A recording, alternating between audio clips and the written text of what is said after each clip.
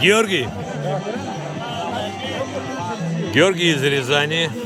Здравствуйте всем. По фамилии Ющенко. Ющенко. Пару слов. Очень приятно было попасть на такой прекрасный праздник. Дай Бог здоровья всем прекрасным людям, народу Абхазии, долгих лет жизни. Впервые? Да, впервые приехал, не пожалел. Надеюсь, буду теперь каждый год приезжать к вам. Ну, ты понял, в каком мероприятии мы были? Что это такое? Вот как бы ты объяснил это со своей стороны соотечественникам из России? Что это было? Это именно дань Богу, который позволяет жить прекрасному народу Абхазии и давать им прекрасный урожай.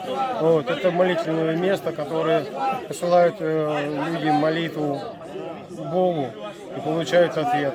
Именно Молодец. людям, которые именно молятся. Браво. Не просто людям, которые уже потеряли веру, а именно верующим абхазам. Благодать им и дай Бог процветания. Что-нибудь подобное в Рязани есть? Никогда нет, такого не видел. И надеюсь, возродиться как-нибудь и где-нибудь, но думаю, конечно, уже нет. Дай Бог возродиться. Да, спасибо. У вас, у славян, были такие мероприятия, но всё потеряно. религиозные моления, такие мощные, мало не покажется. Но, тем не менее, впереди целая жизнь.